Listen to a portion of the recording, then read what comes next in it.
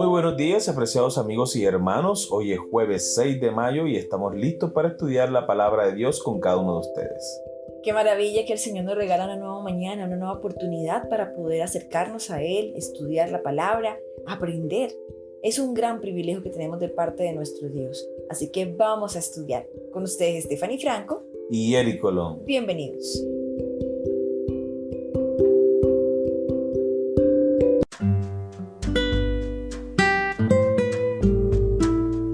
Vamos a recordar, amor, el texto bíblico para memorizar. Lo encontramos en 1 de Pedro, capítulo 2, versículo 9. Mas vosotros sois linaje escogido, real sacerdocio, nación santa, pueblo adquirido por Dios, para que anunciéis la virtud de aquel que os llamó de las tinieblas a su luz admirable. Y el título de la lección para el día de hoy, el Israel espiritual. Independientemente de los errores y los defectos del antiguo Israel, el Señor no había acabado con el plan de crear un pueblo fiel para que lo sirviera. De hecho, en el Antiguo Testamento se espera con ansias el momento en el que el Señor crearía un Israel espiritual, un cuerpo de creyentes fieles, judíos y gentiles, que continuarían la obra de predicar el Evangelio al mundo. Lee Gálatas capítulo 3, versículos 26 al 29.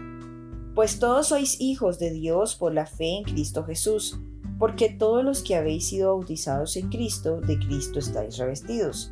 Ya no hay judío ni griego, no hay esclavo ni libre, no hay varón ni mujer, porque todos vosotros sois uno en Cristo Jesús. Y si vosotros sois de Cristo, ciertamente linaje de Abraham sois, y herederos según la promesa. Número 1. ¿De qué promesa habla Pablo en el versículo 29? Y si vosotros sois de Cristo, ciertamente linaje de Abraham sois, y herederos según la promesa. La promesa a la que se refiere Pablo es descrita en 1 de Pedro capítulo 1 versículos 3 hasta el 5. Quiero leerla para ustedes. Dice la palabra del Señor: bendito el Dios y Padre de nuestro Señor Jesucristo, que según su gran misericordia nos hizo renacer para una esperanza viva por la resurrección de Jesucristo de entre los muertos, para una herencia incorruptible, incontaminada e inmarcesible, reservada en los cielos para vosotros. Amén. Y no termina allí, que sois guardados por el poder de Dios mediante la fe para alcanzar la salvación que está preparada para ser manifestada en el tiempo postrero. Esa es la promesa. Seremos coherederos de Cristo, del reino de los cielos y todas las bendiciones que Dios ha preparado para cada uno de nosotros. Amén. Amén. Pregunta número 2. ¿Cuál es el elemento clave que convierte a una persona en heredera de estas promesas? Vamos a recordar Gálatas capítulo 3, versículo 26. Pues todos sois hijos de Dios por la fe en Cristo Jesús. Muy bien, como podemos leerlo aquí en este versículo, todos nosotros, cada ser humano en esta tierra, se convierte por fe en un hijo de Dios, un heredero de esta promesa. Y es que cualquiera de nosotros que tenga fe, que crea en Cristo Jesús, ya es hecho hijo de Dios, ya es adoptado en la familia del cielo.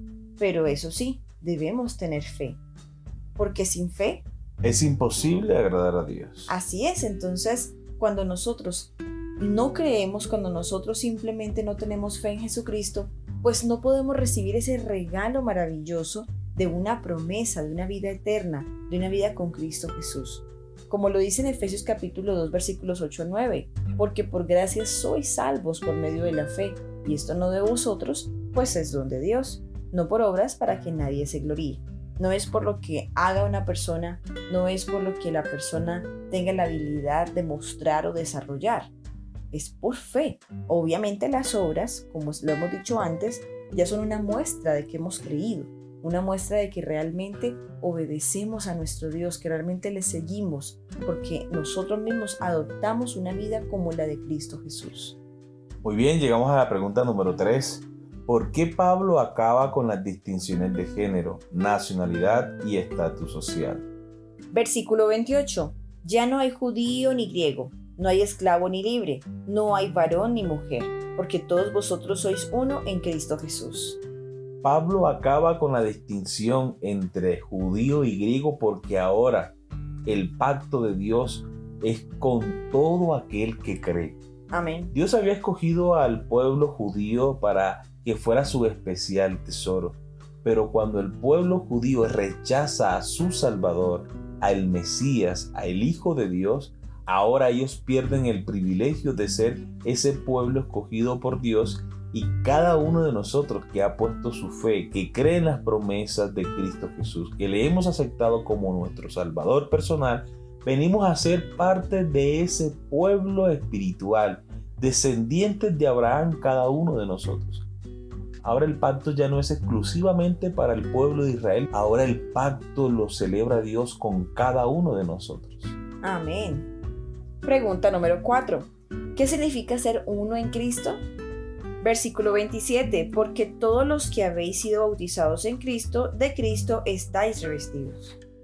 Pablo lo expresa en las hermosas palabras siguientes de Gálatas capítulo 2, versículo 20.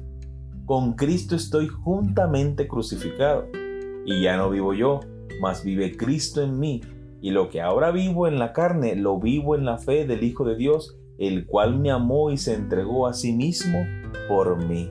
Pablo nos está diciendo que una vez que aceptamos a Cristo Jesús como nuestro Salvador personal, renunciamos a todas las cosas de este mundo, renunciamos a hacer nuestra propia voluntad, renunciamos a seguir nuestros propios sueños y anhelos para entonces hacer los sueños y los anhelos que Dios tiene para nuestra vida. Renunciamos a todos esos planes, digamos, materiales que antes teníamos, a nuestra forma de ser pasada.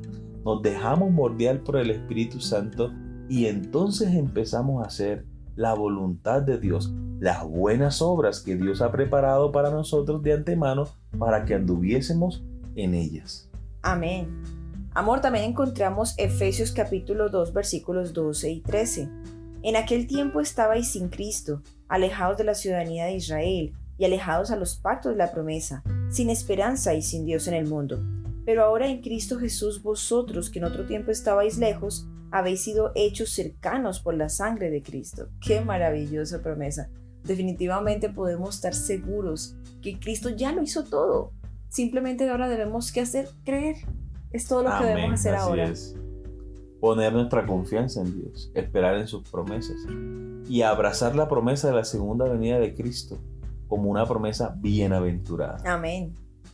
Muy bien, llegamos a la última pregunta de la lección.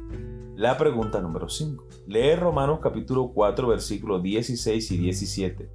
¿Cómo nos ayudan estos versículos a comprender lo que dice Pablo en Gálatas capítulo 3, versículos 26 al 29? Romanos capítulo 4, versículos 16 y 17. Por tanto, es por fe, para que sea por gracia, a fin de que la promesa sea firme para toda su descendencia, no solamente para la que es de la ley, sino también para la que es de la fe de Abraham, el cual es Padre de todos nosotros. Como está escrito, te he puesto por padre de muchas gentes delante de Dios, a quien creyó, el cual da vida a los muertos y llama las cosas que no son como si fuesen.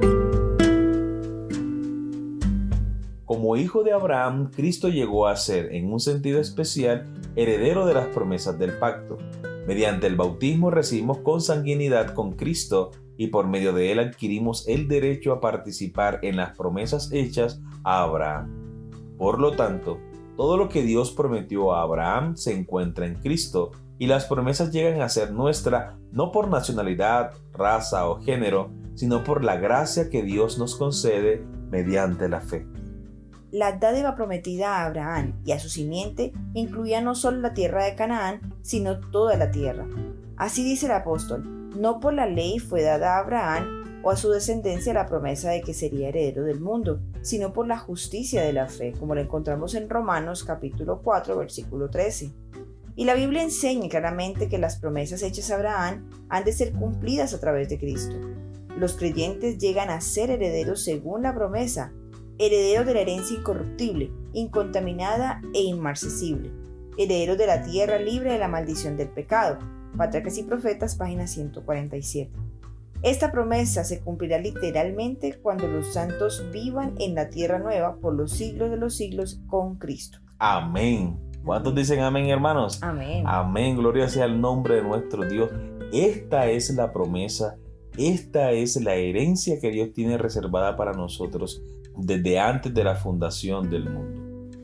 Esta promesa en la cual nosotros nos alegramos, aunque ahora por un poco de tiempo, si es necesario, tengamos que ser afligidos en diversas pruebas, para que sometida a prueba nuestra fe, mucho más preciosa que el oro, el cual, aunque perecedero, se prueba con fuego, sea hallada en alabanza, gloria y honra cuando sea manifestado Jesucristo. Amén. A quien amáis sin haberle visto, en quien creyendo, aunque ahora no lo veáis, os alegráis con gozo inefable y glorioso, obteniendo el fin de vuestra fe, que es la salvación de vuestras almas. Amén. Amén. Esa es la promesa, hermanos. Y sí, llegarán momentos de aflicciones, llegarán momentos de preocupación, llegarán momentos en que uno piensa renunciar de la fe, desistir del camino, pero la promesa está dada por Jesucristo. Dios lo ha prometido y Él lo cumplirá, hermanos. Solo debemos ser perseverantes, estar unidos a Cristo, y un día el Señor nos dará lo que nos ha prometido. Amén. Muy bien, queridos amigos y hermanos, hemos llegado al final de la lección para el día de hoy. Esperamos que haya sido de gran bendición para ti como lo ha sido para nosotros. Y recuerda nuestra cita para el día de mañana con una nueva lección. Que Dios te bendiga.